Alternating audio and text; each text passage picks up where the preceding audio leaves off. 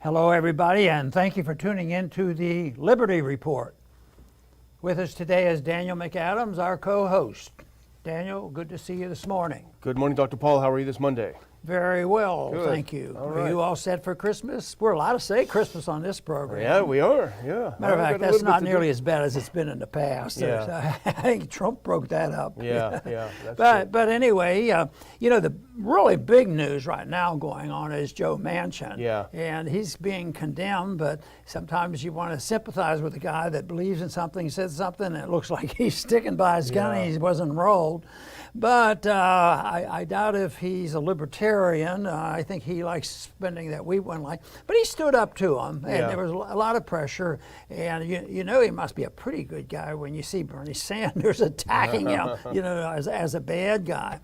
But we want to talk about something because we think is a big deal too, because we've talked about it a lot. The budget will be here tomorrow and the next day. It'll go on for months, and I can predict the results already. The budget's going to go up, the deficit's going to go up, the spending's going to go up. We'll get closer to some war someplace, and the economy is getting weaker. But sometimes this prediction stuff or anticipation on what's going on with COVID and that monstrosity is pretty unpredictable because it seems like the people that have control of the scenario on this and all the news on it, have a certain axe to grind, and they've been in control of it. But something happened this week. AIER, that helped originate the Great Barrington program. Yeah. I say they've now come up and by using the Freedom of Information Act, got some emails that said, can you believe it that there is a conspiracy that is being exposed? And actually, we don't just blanketly condemn conspiracies, but there are some people who do. Yeah. Oh, they're conspiring, so therefore the bad people, will put them in jail or we'll destroy them. But here, this is a real, true conspiracy that has been exposed, and it has to do with a doctor that never practiced medicine, probably was never in a lab, but he tells everybody else what to do about COVID. Yeah. And that's Fauci. He's at this again. And he and the NIH got caught with a year ago when they decided, wow, this great Barrington Declaration was really making headway, and they conspired, and they had emails. We got to do something about this. Yeah. We got to stop these people, and they really conspired. There were three doctors, and we'll mention who they were a little bit. The three doctors that were involved that wrote this, and very successful. And of course, we had a great deal of sympathy for it because they were approaching medicine scientifically, and so they put this together, and Dr. Atlas was very sympathetic to it, and yet these individuals, the organizers, the Faucis of the world and the NIH, they really were more hysterical than maybe I realized. Yeah. But we got to stop this guy. And that's what this whole thing is about. So I cannot see, Daniel, how they can bear with this. I mean, I know their character and their personality and their emotion, that will tolerate it. But why will the people put up with it? They don't. People like this aren't capable of showing remorse. And we really messed up. We lied to the people. We confess, and we're resigning. Well, we know. Absolutely, that's not going to happen. But there has to be some reservation. They must have reservation, or they would have been so determined to stop these people. And as far as I'm concerned, stop these people. They're telling the truth. Yeah. And truth is the enemy of empires, so we have to stop it. We're more on the side of the empires. In a sane world, both Collins and Fauci would be in jail over this. Oh, yeah. I thought you were going to say resign, but no, you say jail. Because of what they did. And what it is, sort of, these emails that came out because of the Freedom of Information Act is a peek behind the scenes at the real Fauci and the real Collins. When they're in the front of the cameras, they're only about the science. But what they really are behind the scenes is nasty bureaucrats who want to destroy anyone who challenges their power. And let's just back up a little bit to refresh the memory. So, Dr. Paul, as you know, back in October, there was a conference at AIER, the American Institute of Economic Research, and they brought in three medical experts, Martin Kulldorff at Harvard, Sunetra Gupta at Oxford, and Jay Bhattacharya of Stanford. Universities that most people have heard of on Earth, right? Probably in India somewhere they know about these universities. They brought them in and they said, the lockdowns of 2020 over COVID does not seem to have worked, and in fact, the collateral damage is so great that we should not do general lockdowns again. It was a bad policy, and they came up with a better policy, which is focused protection, where people that are vulnerable, older people, people with comorbidities, because we had the data by then, with people who were victims, the kids were not victims, we knew that. Take the people who are vulnerable and offer them additional protection, whatever they need, and let the rest of society get on with it. That was a declaration. That's how we've always treated pandemics, which is separate the sick, not separate the healthy.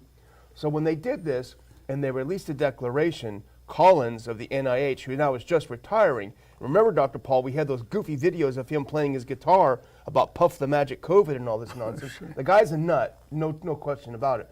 He went into action a couple of days after this came out. He was clearly threatened, and in fact, let's do a couple of these clips because this will set the stage. Let's just actually look at the emails and go through it.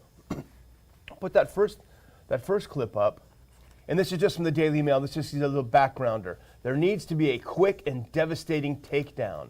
Does that sound like a scientist? Let's go to the next one. Now here is the first email. This is from Francis Collins, the head of the NIH, to Fauci. He's also CCing the head of ethics at NIH. Hi, Tony and Cliff. See the Great Barrington Declaration. This proposal from 3 fringe epidemiologists who met with the secretary seems to be getting a lot of attention, and even a co-signature from Nobel Prize winner Mike Leavitt at Stanford. There needs to be a quick and devastating published takedown of its premises. I don't see anything like that online yet. Is it underway? Not should we debate it. They need to take them out. There was one explanation there, a story about this when they were complaining about the lockdown. We have to stop. We have to keep the lockdown. Here they didn't even have the lockdown on when they were condemning it. So that's when they really got busy. They said, well, there has to be a lockdown if we're condemning it. So what, a week or two later, the lockdown came based not on science at all, but based on this political stuff that was going on. Yeah. And the idea that 3 epidemiologists from those universities are fringe, I think it really tests the bounds of that word. Fringe is some guy under a rock maybe somewhere who's arguing, who knows what. But so here's what happened. So Fauci wrote right back to his boss, Francis Collins. Don't worry, I got this. I'm pasting below a piece from Science Journal, Medical Journal? No, a piece from Wired that debunks the theory. A piece from Wired, a magazine everyone turns to for scientific research. No. He did a great job. Yeah. And Collins says, excellent. Excellent. And so he adds a couple of other pieces. One of them is from a magazine called Jacobin, which is a far left communist magazine. And they were upset with the declaration for getting some attention because they believed it was breaking solidarity among the left to be in favor of lockdown. So the whole thing is an absolutely sordid chapter behind the scenes of what these people are really about and what they're really like. The scientific method, it does not involve, oh my gosh, that guy says something that contradicts me, I must destroy him. At one point, one of them wanted to dismiss it. Oh, this is just politics. And I had to refresh my memory, too, and check on the dates. We have to realize this was going on when Trump was still president. And this was October of 2020, and that was a hot political thing. So it was sort of, well, let's not do too much. There's politics involved here. Like they want to have total control of it, and of course that made more confusion and more people going along with it by scaring the people. That's when the fear mongering, when they realized they were behind the eight ball, the fear mongering had to increase. Then all of a sudden, the liberal media has cooperated ever since, or even before that, in making it sound much, much worse. And all these people wanted to do was to point out that maybe your assessment isn't right. Yeah. Maybe you're not doing the right thing, and maybe people are dying. And they weren't demagoguing, and they probably didn't even use the word dying. They just said it's not working. So why don't we have a discussion? Yeah, we'll have a discussion by getting you. We'll silence you is what we're going to do. Now, if this does not qualify as a conspiracy, then I don't know what will. And conspiracies can be tricky because, in a way, all you have to do is discuss something with people, and you're conspiring. But in the negative sense of doing something that distorts the truth, and I think this qualifies because they were distorting the truth. They were trying to hurt people, and they were trying to destroy people's reputation. And quite frankly, it'll be interesting to see, even though I'm not overly optimistic, is what will this do to Fauci? Nothing has touched him. Yeah, nothing has touched him. He gets away with it because today he'll probably, we'll see, next Sunday he'll probably be on one of the major networks again. But I think you've already made the point. It is amazing the authority he has, the political power that he's had, and the money he's earned, the collusion he's had with the pharmaceutical companies, and he really hasn't worked in the trenches when it comes to this issue.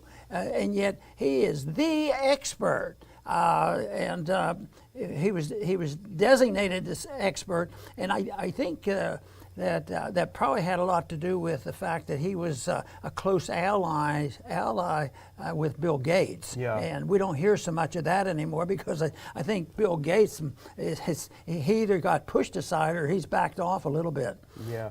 What's interesting about, and this article we're primarily referencing is from Philip Magnus in AIER, but there's plenty of other stuff. Jeff Tucker has a good piece on it.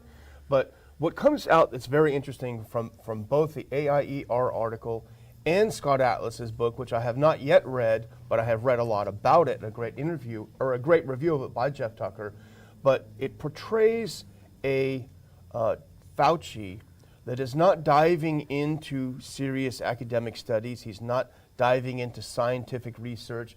He's emailing his staffers saying, give me some talking points to take down this Barrington Declaration. He's not interested in the science at all. He's only interested in the politics of it. And I have actually a clip because this is Collins himself, who is leaving, unfortunately not for jail, but he's leaving his post. And this is him being interviewed by Bret Baier on Fox News saying, what's this all about? You wrote this emails? What are you talking about? Let's put this up. I forget how much we want to watch. Let's just listen to a little bit of Bret Baier and Collins. All the science, and science is observation, description, experimentation, then explanation. But it seems that a lot of health policy makers have been trying to silence opposing views. In a newly released set of emails received from Freedom of Information Act between you and Dr. Fauci in October of 2020, you referenced the Great Barrington Declaration. That was a group of epidemiologists and public health scientists who wrote, quote, we have grave concerns about the damaging physical and mental health impacts of prevailing COVID-19 policies. Continuing current lockdown policies are producing devastating effects on short and long-term public health. In this email to Dr. Fauci and Cliff Lane at NIH, you write, quote, hi, Tony and Cliff, see, and you connect to the Great Barrington Declaration link. This proposal from 3 fringe epidemiologists who met with the secretary seems to be getting a lot of attention, and even a co-signature from a Nobel Prize winner, Mike Levitt, at Stanford. There needs to be a quick and devastating public takedown of its premises. I don't see anything like that online yet. Is it underway? Francis, did you write that? I did write that, and I will stand by that. Let me explain. What was being proposed there was basically saying, let's not worry about mitigation, let's just let this virus rip. This is, of course, before we had vaccines, and basically these, I will call them fringe epidemiologists who really did not have the credentials to be making such a grand sweeping statement, were saying, just let the virus run through the population and eventually then everybody will have had it and we'll be okay. Hundreds of thousands of people would have died if we had followed that strategy. We can take that down. There are two things that strike me about this, Dr. Paul. Number one, he absolutely mischaracterized what the Barrington Declaration was all about. He said their view was just let it rip through the population. That was not their view at all. It was protect the vulnerable, as we've said. So he lied, outright lied, or didn't bother to read it. Then the second thing, he justified destroying the Barrington Declaration because he said, if we had listened to them, hundreds of thousands of people would have died. Well, does he not even have any idea how many people have supposedly died of COVID? 800,000, that's hundreds of thousands. So, this guy should be discredited. Just at this period of time, that was 2020, and it was in October, there was a White House COVID task force meeting on the 16th. And this is when Fauci called Deborah Birx, who worked for the administration, and called the White House, and he was giving her advice. He pressed the need to her to oppose the GBD, the declaration, and set the stage for an attack on Scott Alley. Yep. I mean, it's pretty blunt, and was the most friendly champion who was the most friendly champion of the GBD. They really feared it. These people spoke out. Why? There were just a couple people there disagreeing with a couple people over there. Yeah. But it was a little bit different. There were a couple people there with all the power and the money and influence and drug companies and the media on their side versus 3 professors who got together, who had good credentials, and they put it out for public discourse. And if you agreed, you could sign up. 830,000 people signed up without any effort. It was all spontaneous, So that is still astounding. But it takes time to get the truth out. But the truth is out. Can you imagine the people still resisting this and say, well, I have to do what Dr. Fauci tells me because he is the expert and he works for the government and he represents my political views. So, but still, I think the bottom line is what we've mentioned so many times, is this has to be turned into good news. This just woke up many people, but this type of waking up is a little bit different than their woke stuff. I mean, I think people are waking up to the truth now, and I don't know how they can avoid it.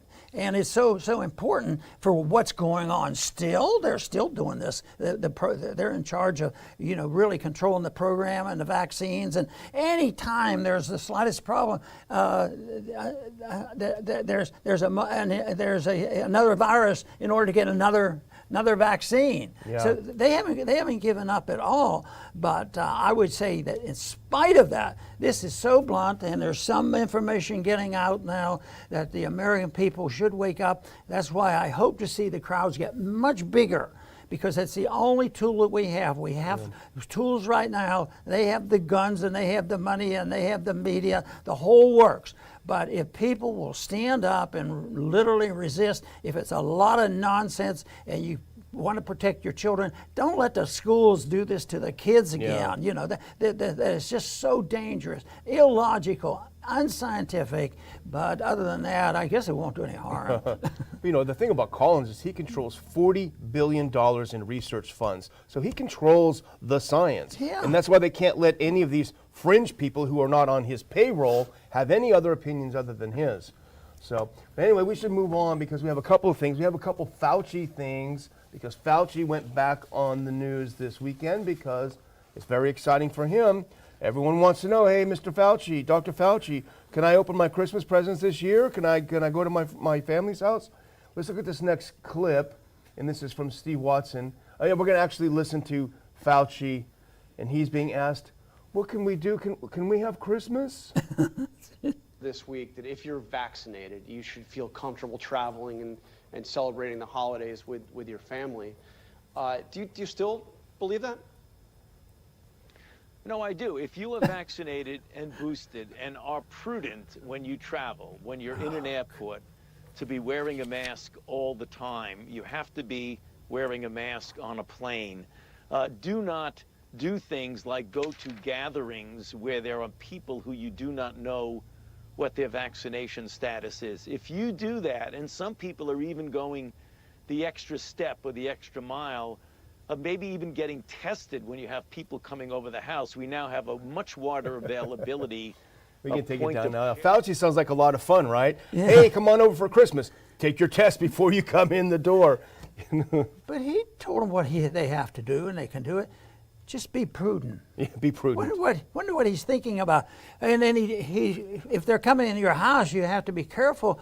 But what if it's a relative bringing a friend of theirs? What if it's a relative bringing somebody that they just happen to get engaged to or No, something? not allowed. That's not being That's prudent. not being prudent. You know, it is so bad. But that's the kind of stuff that people are getting tired of it because they have lost confidence. They should have a long time ago, and they have. Generally speaking, the people in this country have been very leery of government, and there's less trust in the government now than ever before. And I think maybe it all started when the lies were told about how JFK was killed. You know, nobody believes the government story anymore. And someday there'll be a time when there's going to be nobody left to believe this stuff. And people say, do you remember the time when we had to wear 3 masks at a time and get vaccines? And they found out it wasn't doing much good. I mean, the people who don't want to take this vaccine are called anti-vaxxers. But for me, Fauci seems like the biggest anti-vaxxer on the planet because he's saying, oh yeah, you got to have triple vaccination. You got to get that booster. Plus, you have to wear a mask at all times. So hang on. If A works, then why do I need B? If B works, why do I need A? It doesn't make any sense. So you got to do both of those things. Plus, you got to test your guests before you let them go and have a Christmas turkey. You know, so all of those things suggest, if you listen to what he says, the vaccine is no darn good. He's saying it, not us. But that's not good for profits. Yeah. I mean, No, it's a really, go ahead. well, I was just going to say, if the vax was good, he'd say, get the vax and you're fine. Well, what I was going to say, the other sad part of all this, and we heard it from Glenn Greenwald not too long ago, and that is, where have all the progressives gone? Yeah. Where were they? They used to be giants when it came to, the military-industrial complex and corporatism and how they've been ripping us off, and yet. Glenn was saying they've just faded, Yeah. and but Glenn has not. Yeah. Because he looked like he felt pretty much at home, and he was very comfortable speaking to the Mises Institute the other day. Yeah, it was so I think that's good news. Well, we got one other Fauci thing because, of course, he's on there telling what you can do and can't do. And we talked about this on Thursday, I think, where airline CEOs from Southwest and American said, you know what, these masks on the planes, they don't do any good at all. They're totally useless. We really shouldn't even do them. So Fauci comes on TV and he has to slam them down. Let's just watch the first 10 seconds of this last clip on the original email that I sent over. Fauci Masks, it's called, if we can put that up. Let's listen. They're going to ask him, hey, we're going to have to wear these things forever? Listen to what Fauci says. It's not going to, spoiler alert. They were suggesting that there really isn't much of a need for a mask on an airplane. Are we going to get to the point where we won't have to wear masks on airplanes? I don't think so. I think when you're dealing with a closed space, even though the filtration is good, Okay, that that's you enough want of to that. Can you imagine being a journalist and saying, oh, Dr. Fauci, what can we do? Please tell us. But the whole thing now he's an expert about airplanes. The people who own the airplane companies and who have liabilities and all this, in the free market, this would have been decided a long time ago. But no, Fauci, and the worst thing is he does exert a bit of authority over them because he's created these conditions. So. And there's still a lot of people begging and pleading to get on these planes. I don't know how they have more courage than I have to get on those planes and listen to that stuff. Well, as you wrote in your column this week, South Africans have they've said now they've had 5 weeks of the Omicron. They've said, well, it's not overwhelming our hospitals. In fact, far less people that are getting infected are going to the hospital, which a normal person would say that's great news. Of course, the people here don't think it's very good news. They want to keep the fear mongering up to 11. Let's look at this next clip. This is from Drudge, who is the chief fear porn purveyor in the world, I think. This is his headline this morning. Go to the next one if you don't mind. Here's Drudge today. Ominous. USA fears 1 million cases a day. And then, not to be outdone, here's our own White House. Let's look at the next one. This is one of the most disgusting things. A couple days before Christmas, listen to this. We are intent on not letting Omicron disrupt work and school for the vaccinated. You've done the right thing, and we will get through this. For the unvaccinated, you're looking at a winter of severe illness and death for yourselves, your families, and the hospitals you may soon overwhelm. I mean, this is a declaration of war. You know, what happens to a lot of people who's gone along with this, if in a year from now, or even now, it's beginning to be understood, maybe, especially Omicron, maybe it's not even much worse than a bad cold, you know, and to have this, have a virus or a vaccine. You know, I can recall many times before I went to medical school, I knew something about vaccines. I remember polio and all this.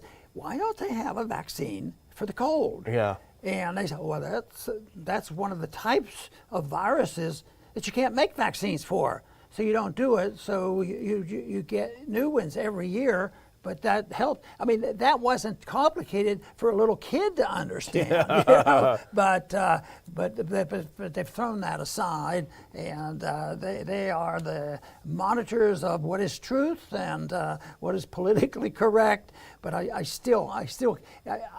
would be in a difficult position if I say everything that we do and say and read and encourage, and the people who are already trying their best to understand this.